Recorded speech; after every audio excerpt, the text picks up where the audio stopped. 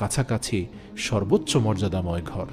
এছাড়াও রাসূলুল্লাহ সাল্লাল্লাহু আলাইহি ওয়াসাল্লাম বলেন, যারা নিজেরা সঠিক হওয়ার পরেও বিতর্ক থেকে বেঁচে থাকে তাদের জন্য জান্নাতে বাড়ি রয়েছে।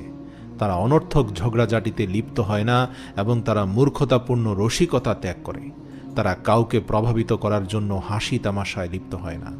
তাদের চরিত্র উন্নত, তাদের এমন উচ্চ পর্যায়ের গুণাবলী রয়েছে যা অন্যান্য লোকেরা অগত্যা মেনে চলে না। রাসূলুল্লাহ সাল্লাল্লাহু আলাইহি ওয়াসাল্লাম বলেন, জান্নাতে যে প্রাসাদ রয়েছে তার ঘরের ভেতরটা বাইরে থেকে দেখা যায় এবং বাইরের দিক ঘরের ভেতর থেকে দেখা যায়। প্রিয় দর্শক, আপনি হয়তো ভাবছেন, যদি এমনই হয় তাহলে গোপনীয়তা কোথায় থাকলো?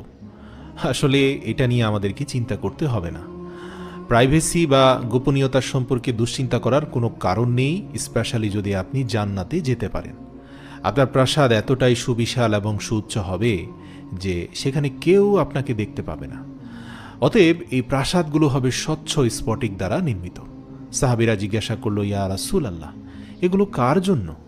রাসূল সাল্লাল্লাহু আলাইহি ওয়াসাল্লাম উত্তর দিলেন, আল্লাহ সুবহানাহু ওয়া তাআলা এগুলো তাদের জন্য প্রস্তুত করেছেন যারা দরিদ্রকে আহার করায় এবং যে নিয়মিত রোজা রাখে এবং যারা রাতে নামাজ পড়ে, যখন অন্য লোকেরা ঘুমাচ্ছে তখন তারা সিজদায় লুটিয়ে পড়ে। সুবহানাল্লাহ। প্রিয় মুসলিম ভাই ও বোনেরা, জান্নাতে আপনার একাধিক বাড়ি থাকতে পারে, কিন্তু আপনাকে একাধিক ভালো আমলের নিশ্চয়তা দিতে হবে। এবং আমরা যদি জান্নাত